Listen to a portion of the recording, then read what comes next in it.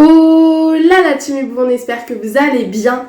Aujourd'hui on se retrouve dans une nouvelle vidéo et pour une recette d'opéra. Vous allez voir que la recette est un peu plus dure que d'habitude, mais si vous suivez bien les étapes, vous allez voir qu'on va y arriver. Avant toute chose, n'hésitez surtout pas à vous abonner et liker cette vidéo. Et sur ce, c'est parti!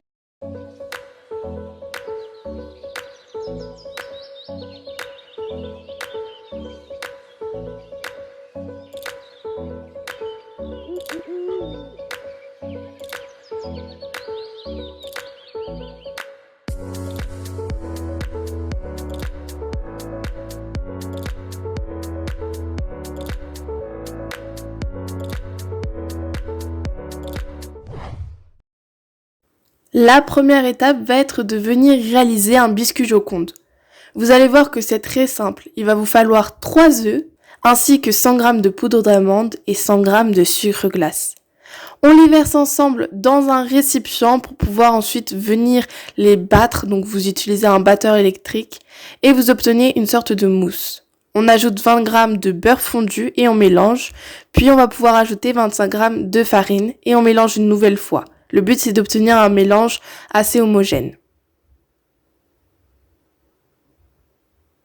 Ensuite, dans un autre récipient, on va venir monter en neige nos blancs, tout simplement avec un batteur électrique. Une fois qu'on arrive à cette texture, on va pouvoir ajouter le sucre, donc il en faut 40 g. Et vous devez arriver à un résultat lisse et brillant, comme à l'écran où ça commence déjà à l'être. C'est comme lorsqu'on fait des meringues et voilà le résultat. On va ensuite incorporer nos blancs à la première préparation et on mélange. Donc vous mélangez délicatement de sorte à pas perdre de volume, c'est très important. Et une fois que c'est fait, on sépare notre pâte en deux et dans 2 plaques différentes, on étale. On peut ensuite enfourner 10 minutes à 200 degrés. Puis on va venir démouler et découper nos formes.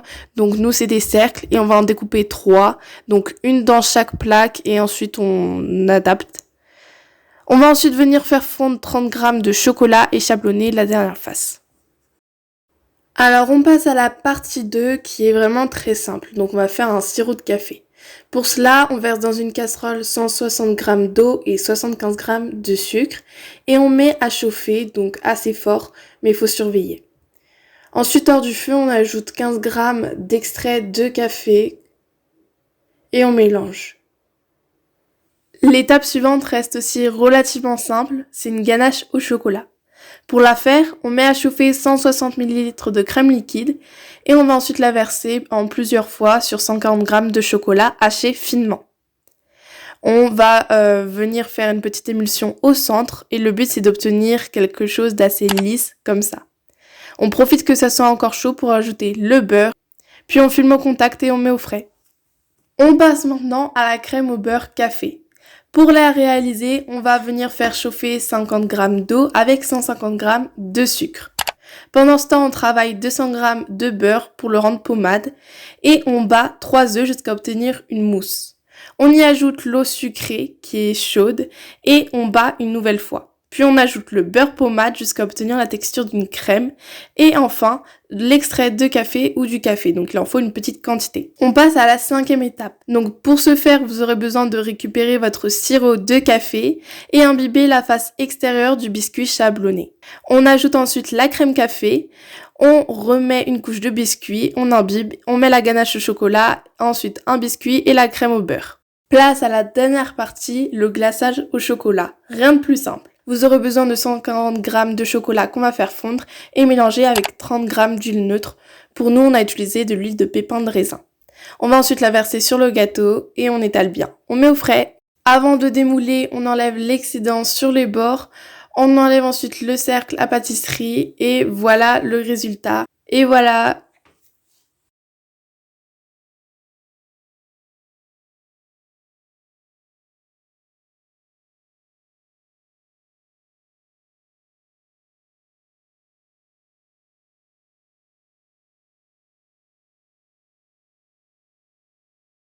On espère que cette vidéo vous a plu. N'hésitez surtout pas à vous abonner, la liker et nous rejoindre sur notre compte Instagram. Que la gourmandise soit avec vous. Ciao!